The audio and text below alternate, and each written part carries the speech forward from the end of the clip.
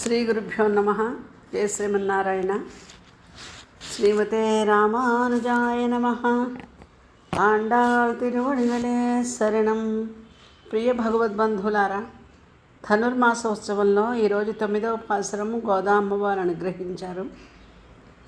6, 7, 8 పాసురములలో కూడా ముగ్గురు గోపికలను మేల్కొల్పి శ్రవణ భక్తి, మనన భక్తి అనే విషయాల్ని మనకి అనుసంధానం చేశారు అమ్మవారు.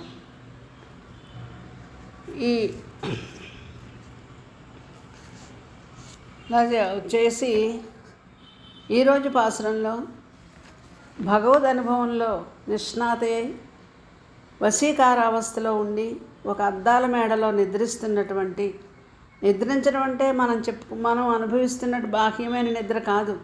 భగవంతుని యొక్క గుణములలో లీనమైపోయి మైమరిచిపోయి ఉండడమే ఇక్కడ నిద్ర. అటువంటి ఆమెను పిలుస్తూ ఉన్నారు.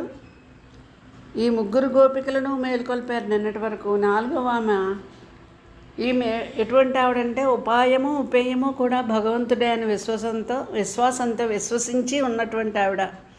దీనిని అనన్యోపాయత్వము అంటే భగవంతుడు తప్ప వేరే ఉపాయం లేదు, వేరే సాధనం లేదు, ఆయనే ప్రాప్యము, ఆయనే ఉపాయము కూడా అనేటువంటి ప్రాప్య బుద్ధిని కూడా ఉంచి భగవత్ ప్రాప్తిలో తన స్వప్రయత్నాన్ని కూడా మానివేసి ఉన్నటువంటి ఆత్మజ్ఞానము కలిగిన వ్యక్తి. ఇటువంటి వాళ్ళనే స్థితప్రజ్ఞావస్థ అని అంటారు భగవద్గీతలో. ఇంతకుముందు వినలేదా, వినియు పరుండినావా, లెమ్ము అని పదాలు ఉపయోగించారు. కానీ ఈ పాసురం దగ్గర నుంచి 4 పాసురాలలో వరుసగా నిద్ర తగదు, నిద్ర మానుము అని నిద్రా శబ్దాన్ని ఉపయోగిస్తారు. నిద్ర అంటే సర్వ వ్యాపారాలని విరమించి భగవదనుభవములో లీనమై ఉండడమే స్థితప్రజ్ఞ. ఈ స్థితప్రజ్ఞావస్థ 4 విధాలుగా ఉంటుంది. ఈ అవస్థని భగవద్గీతలోను యోగా శాస్త్రంలో కూడా మనకు చెప్పబడింది. అది 1 యతమానావస్థ, 2 వ్యతిరేకావస్థ, 3 ఏకేంద్రియావస్థానం, వశీకారావస్థ. ఈ 4ంటిని భగవద్గీతలో 4 శ్లోకాలలో వివరించారు. తాబేలు తన అవయవాలన్నీ ముడుచుకున్నట్లుగా ఇంద్రియాలని విషయాల నుండి నివృత్తి చేయడమే యతమానావస్థ. ఆత్మాతిరిక్తములకు విషయములందు ప్రీతి లేక సంయోగము కానీ వియోగము కానీ దేనినైనా సరే ఒకే విధంగా అనుభవించడం వ్యతిరేకావస్థ. దుఃఖించదగిన విషయాలు తటస్థించినప్పుడు మనసును ఉద్వేగం పొందకుండా, సుఖించవలసిన విషయాలు వచ్చినప్పుడు స్పృహ లేక అనురాగము, భయము మొదలైన విషయాలు అనుభవించకుండా భగవద్ విషయాన్నే మననం చేస్తూ ఉండడము ఏకేంద్రియావస్థ. అంటే అక్కడ మనస్సు ఒకటే పనిచేస్తుందన్నమాట. భగవద్ ఆనందంలో నిమగ్నమయ్యి ఇతర వాంఛలన్నింటినీ కూడా సవాసనగా వదిలిపెట్టడం వశీకారావస్థ. అంటే సమస్తమైనటువంటి ఇంద్రియాలని, ప్రకృతిజన్యమైన భోగాలని అన్నిటినీ కూడా వశం చేసుకుని విడిచిపెట్టి భగవంతుడికి మన హృదయాన్ని అర్పణ చేయడం వశీకారావస్థ. దీనిలో ఉన్నటువంటి వారు సర్వభోగాలలో ఉన్నప్పటికీ కూడా వాటి వలన ఆటంకాలు వస్తాయని వాటి మీద కోరికను విడిచిపెడుతూ ఉంటారు. దానిని ప్రజ్ఞ అంటారు. అటువంటి ప్రజ్ఞ కలిగిన వాళ్ళకే ప్రసన్నత ఏర్పడుతుంది. అటువంటి ప్రసన్నతత్వంలో ఉన్న ఆమె ఈరోజు మేల్కొల్పబడుతున్నారు. నిర్వ్యాపారంగా ఉన్నది ఆవిడ లోపల.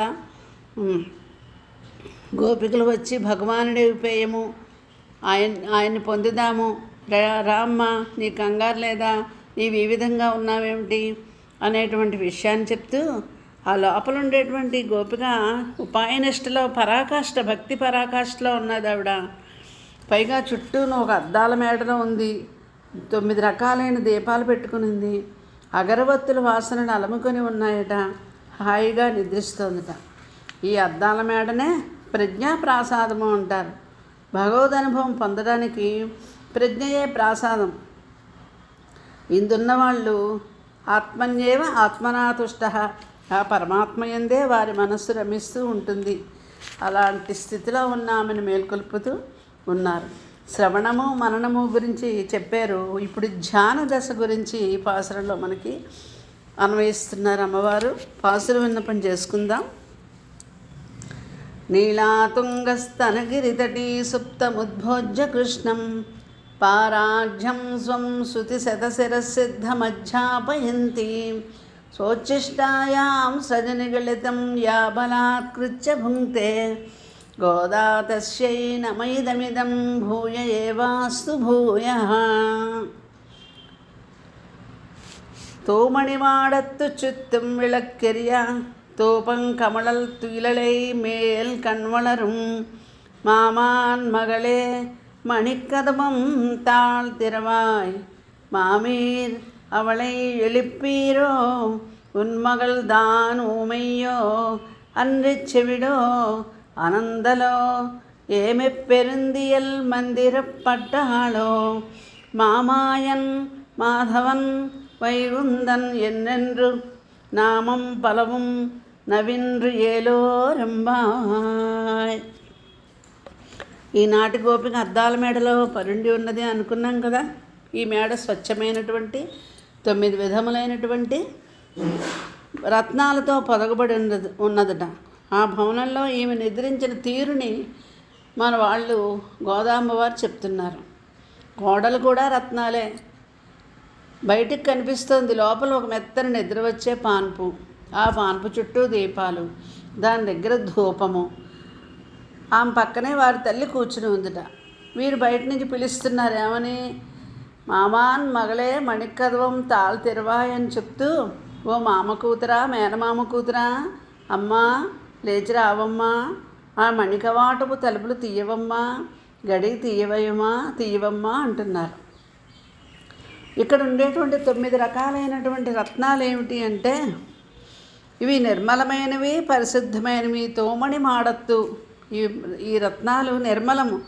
ఈ 2 పదాలకి చాలా తేడా ఉంది. నిర్మలము అంటే ఒకప్పుడు మలినాలుండి దోషాలు తొలగిపోయినవి. పరిశుద్ధము అంటే సహజంగానే దోషముల యొక్క స్పర్శ లేకుండా ఉన్నది శుద్ధం అన్నమాట. అటువంటి మణులు ఏమిటా మణులు అంటే, వేదాంత పరిభాషలో మనకి భగవంతుడితో జీవుడికి ఉండేటువంటి సంబంధాన్ని 9 విధాలుగా చెప్తారు. ఆ 9 విధాలనే 9 మణులు అని గోదామ్మ మనకి ఇక్కడ చెప్తున్నారు. అవి ఏంటంటే, పితృపుత్రభావము, భగవంతుడు తండ్రి, మనము వారి యొక్క పుత్రులమి. రక్షక భావము, ఆయన రక్షించేవాడు, మనము రక్షింపబడేవాళ్ళము. శేషి భావము, మనము శేషము, ఆయన శేషి, మనందరినీ భరించేవాడు. ఆ విధంగానే 4వది భర్తృభార్యాభావము, జ్ఞాతృజ్ఞేయభావము, స్వస్వామిభావము, ఆధార భావము, శరీర ఆత్మభావము, భోతృభోగ్య భావము. పితాచ రక్షకశేషి భర్తా జ్ఞేయో రమాపతి స్వామ్యాధారో మమాత్మా చ భోక్తా చాజ్యమనోదితః అని ఈ జ్ఞానం కలిగి ఉండడమే, పరమాత్మను భావించడమే. ఈ 9 రకాలుగా మనము ఆయనకి కనెక్ట్ అయి ఉన్నాం. జీవుడుకి పరమాత్మ ఏమవుతారు? తండ్రి అవుతాడు, రక్షకుడు, శేషి, భర్త, జ్ఞేయుడు, స్వామి, ఆధారము, ఆత్మ, భోక్త అనేటువంటి జ్ఞానము కలిగి ఉండడమే ప్రజ్ఞ. ఈ ప్రజ్ఞయందు స్థిరంగా ఉండడమే స్థితప్రజ్ఞావస్థ.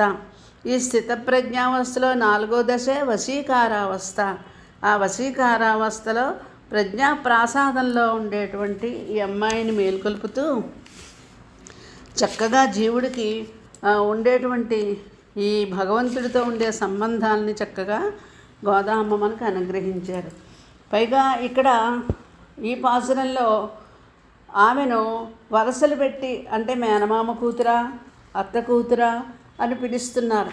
ఎందుకంటే సాధారణంగా గ్రామాల్లో నివసించే వాళ్ళు బంధుత్వం కలుపుకొని మాట్లాడుకోవడం అనేది ఒక సాంప్రదాయం మనలో కనిపిస్తూ ఉంటుంది. ఆ మణికవాటపు తలుపులు తీయవమ్మా అని పిలిచారు. లోపలున్న ఆమె పలకలేదు. అప్పుడు వాళ్ళ అమ్మని పిలిచి, అత్త ఆమెను లేపండి, మీ అమ్మాయిని ఒకసారి లేపమ్మా, భగవద్ అనుభవం అంతా మామీర్ అవళై ఎలుప్పీరో, ఆమెను లేపండి. మా ఆర్తిని చూచి మేలుకొనాలి. ఆమె మా అందరిలో భగవద్ అనుభవం బాగా పొందినటువంటి వ్యక్తి కదా. మేము ఈ వ్రతం చేయడానికి వస్తున్నామని ముందుగానే ఆమె లేచి మాకు నాయకత్వం వహించాలి. కానీ ఆమె లేవనప్పుడు మీరైనా లేపాలి కదా, ఆమెను పంపించాలి కదా మా వ్రతానికి. ఇలాగ మామీరని పిలవడం చేత ఆమెతో తమకు కలిగినటువంటి మంచి సంబంధాన్ని తెలియజేస్తున్నారు. తల్లి కూడా అనన్యోపాయత్వ జ్ఞానం కలిగింది. ఆవిడ కూడా భగవంతుడి తప్ప వేరే ఉపాయం లేదు అనే స్థితిలో ఉన్నటువంటి ఆవిడ అన్నమాట. అటువంటి తల్లి ద్వారా కూతుర్ని వీళ్ళు మేల్కొల్పుతున్నారు. భగవంతుడే ఉపాయమని విశ్వాసించి భగవంతుడి కొరకే ఆర్తి, ఆయన కొరకే ఈ బాధ, ఆయన కొరకే మనం చేసే కృత్యాలు అనేటువంటి దానినే అనన్యోపాయత్వం కదా. దానికి ప్రతికూలంగా లేరు వీళ్ళు. అంచేత తల్లి ద్వారా ఆమెను మేల్కొల్పుతూ ఉన్మగల్ద్వాన్ ఉమయ్యో, నీ కూతురు మోగదా అని కోపంగా పలుకుతున్నారు. ఎందుకు? ఎవరైనా మనం ఇక్కడి నుంచి ఇంతమంది గోష్ఠి వచ్చి పిలుస్తూ ఉంటే ఆమె ప్రతిస్పందించలేదు. మాట్లాడకూడదని ఏమైనా వ్రతం చేస్తుందా, లేకపోతే మోగతనం వచ్చిందా అని భగవద్ అనుభవానికి విరోధులకు మాటలు మాట్లాడరాదు. కానీ భగవత్ప్రాప్తి కాములు కాబట్టి వీళ్ళు మాట్లాడుతున్నారు. అంటే మేము వ్రతం చేయడానికి వెళ్తూ కృష్ణ పరమాత్మని చేరుకోవాలని వెళ్ళేటప్పుడు ఆమె మాకు అన్వయించుకోవాలి, అలా రాలేదు అనే కోపంతో మోగా చెవిడా, అన్ని చెవిడో అనందలో ఏ బద్ధకంగా ఉందా, ఏ వ్యాపారము అంటే ఏ పని చేయకుండా అంత బద్ధకావస్థలో ఉందా మీ అమ్మాయి? లేదా ఏమే పెరుందియల్ మందిరపు పట్టాలో ఎవరైనా ఈమెను లేవవలదని కాపలా కాస్తున్నారా అని అంత గాఢ నిద్ర వచ్చినట్లుగా మంత్రం ఏమైనా మంత్రించారా అని ఇన్ని విధాలుగా గోదామ్మవారు పిలుస్తూ మామాయన్ మాధవన్ వైగుందన్ ఎన్నెన్రు నామం పలవం నవిన్రు మహామాయావి మాధవ వైకుంఠవాస అని నామాలన్నింటినో బాహ్యంగా బయటనున్నటువంటి గోపికలందరూ కీర్తించారు. ఇలా మహామాయావి అనడంలో ఆంతర్యం ఏంటంటే జగత్కారణము హేతుభూతుడైనటువంటి పరమాత్మ జగత్సృష్టి చేయడంలో ఏ మాయను ఉపయోగిస్తాడో దానినే స్మరించారు.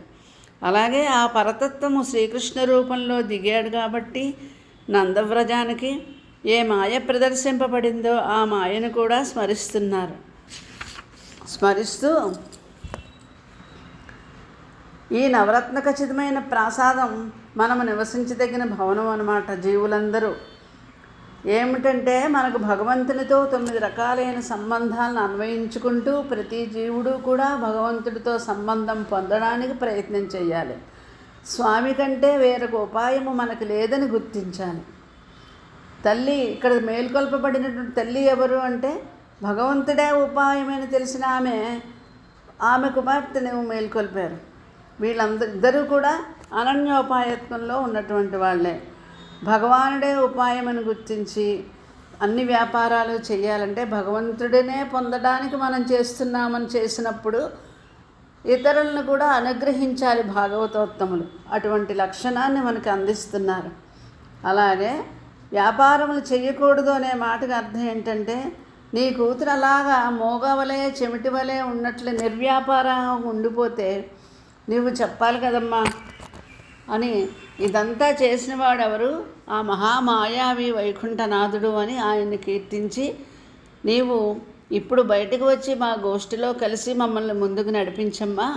నీవు అలా నడిపించకపోయినట్లయితే నీ స్వరూపమే నశిస్తుంది. నువ్వు ఇంత భాగవతోత్తమురాలు అయినప్పటికీ నీ స్వరూపానికి భంగం వాటిల్లుతుంది, అపకీర్తి కలుగుతుంది.